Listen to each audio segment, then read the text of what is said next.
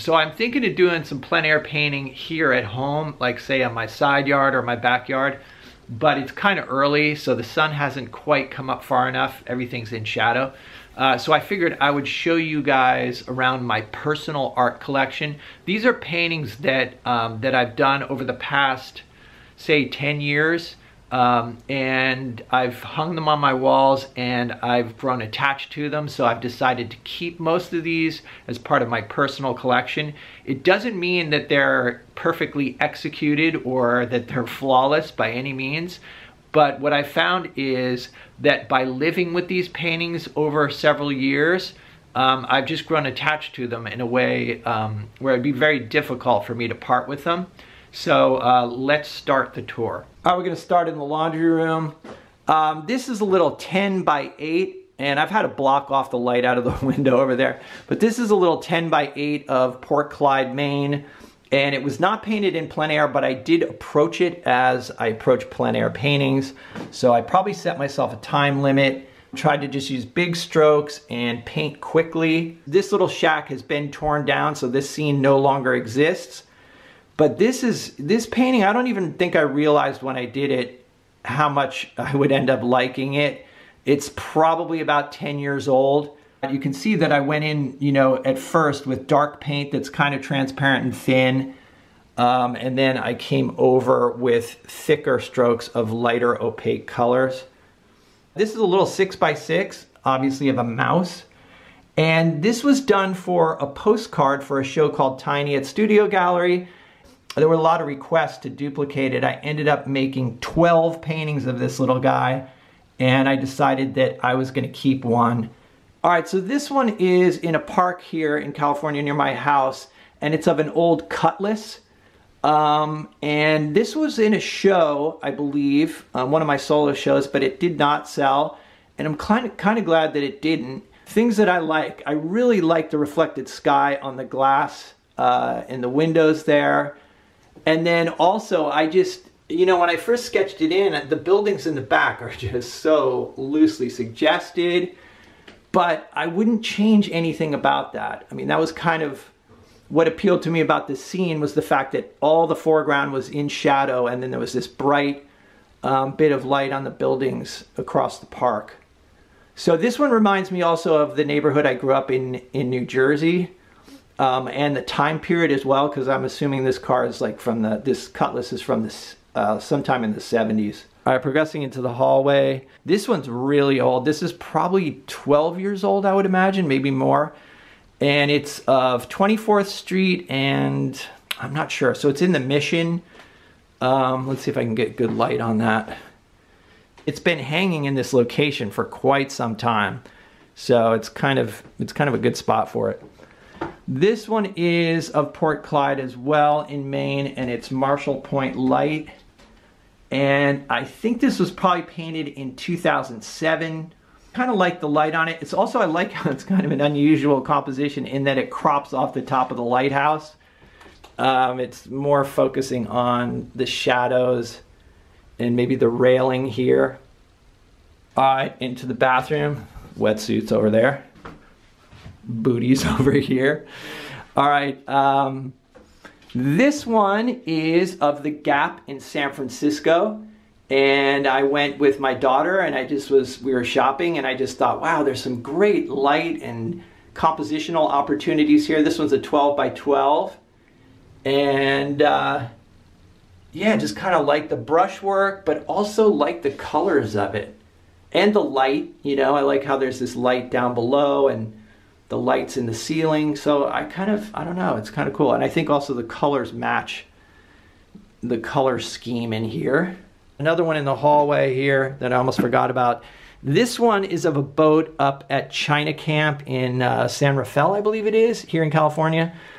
And this was kind of inspired by a painting done by Manet, I think, where these guys are like, they're putting tar on a boat, and I wanted to paint as loosely as Manet did in that.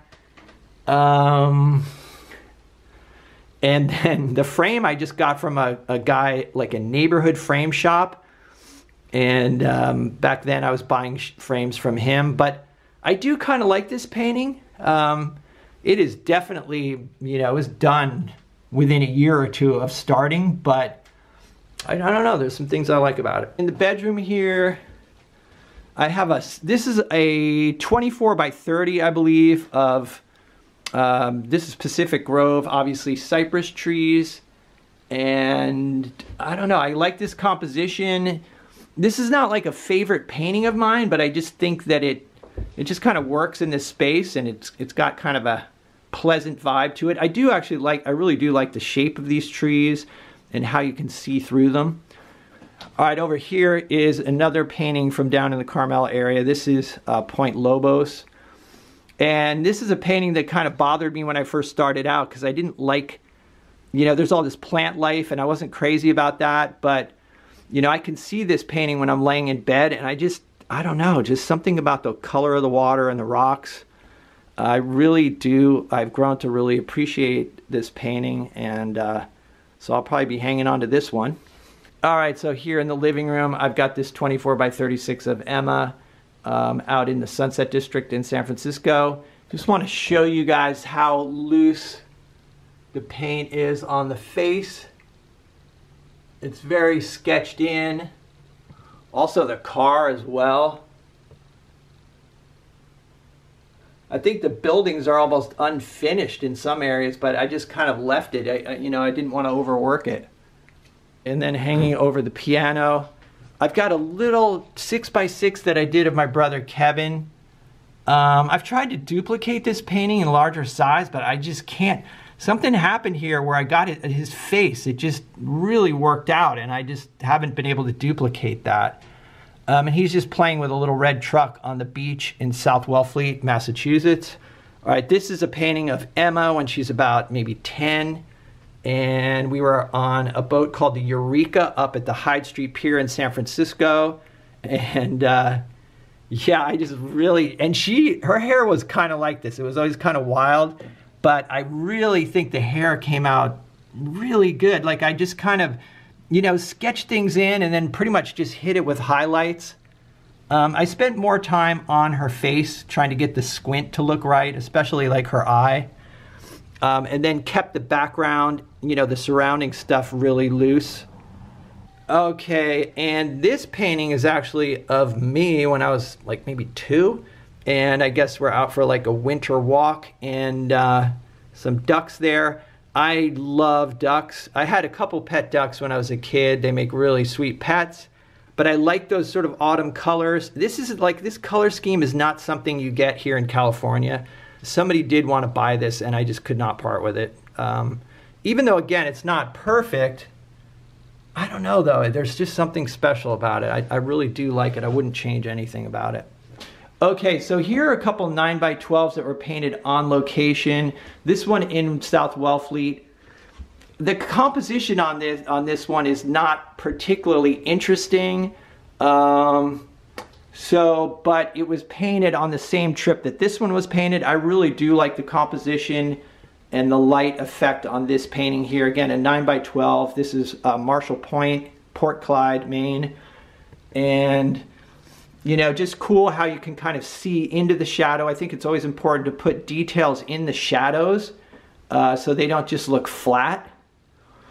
This was painted probably over 10 years ago as well, and I do remember it being one of the first plein air paintings where I felt like, you know, wow, that's kind of cool. Like the light effect really works, and you know, the composition worked. So yeah, I remember it being one of the first few plein air paintings that I was happy with. More of them were looking kind of like this, where I wasn't really as solid as far as my compositional ideas. Okay, so now into the dining room. This is a 16x20 that was painted in plein air in Port Clyde.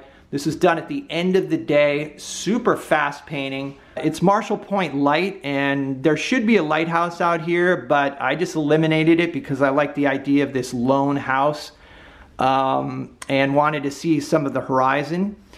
But things I like about this, it was done very, very quickly, and it just seemed to all work out. So, like the drawing on the house came out pretty good, and you know, even though like these shadows and the rocks are just done really quickly. I I like the composition, and so yeah, I'll be hanging on to that one. All right, here's another 16 by 20. This is of my daughter Emma and my 2 nieces. And this was done from a photograph. It's from Yosemite, a hike we did in Yosemite. I can tell that's Emma the way she's sitting. That's like her posture. I mean, they're all grown up now. This is when they were kids. But yeah, I just like the simplicity of it. And it's kind of an awkward composition in a way, maybe. I don't know. But I just really like it. Okay, and this one here is a 16 by 20 that was just done for fun over a previous painting. You can kind of see some of the color left over. This one's almost just a reminder to be loose. Keep it loose, look at big shapes, focus on the abstract, and oftentimes that's when some really great stuff happens. This painting is of Emma. This is another one that's probably about 10 years old. This is New Montgomery Street in San Francisco, and it's in December. We had just gone up to the Apple store, and Emma, my daughter, got herself an iPhone. It was I think she might have been 10 or 11 years old, something like that. So so that would be, I guess so that would be about 7 years ago. There's like, I can tell that she's wearing Uggs and her San Francisco Giants sweatshirt. Just want to convey how sketchy it really is. Like, there's no detail on her face or at all. This one is both, I like the painting itself, but I also, it brings back the memory of, you know, hanging out and palling around with Emma in San Francisco when she was little. This was a plein air painting done on California Street in San Francisco.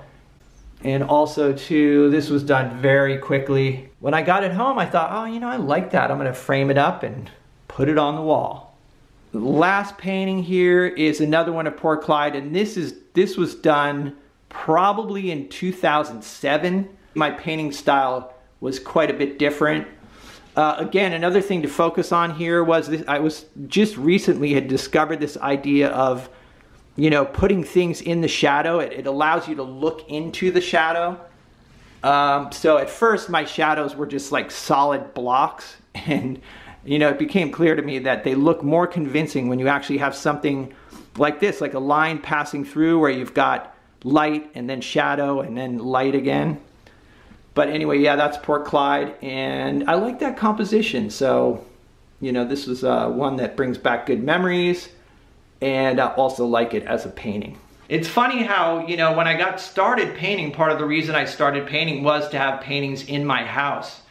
But since I've become a painter, my house has become kind of like a big workshop, which is okay. So my future plans are to, you know, clear out my living room and have a lot of paintings displayed, because I still do have more room to hang paintings, but again, I'm just so focused on the process, and so the house has just kind of become overrun. But it is nice to have these paintings on my walls, and like I said, I think there is something about living with a painting over time that gets you attached to it in a way that it becomes really hard to part with. A lot of the paintings that I do go out the door almost immediately, either to shows or I'll sell them or whatever. And even if they don't, if they go into a box and I'm not living with them, then I'm still more likely to take it out and touch it up and then sell it. But yeah, something about that process of actually living with the painting for a while, there is an attachment that grows. You know, so anyway, I just wanted to share my personal collection with you. Stay healthy, safe, and creative, and I will see you guys in the next video.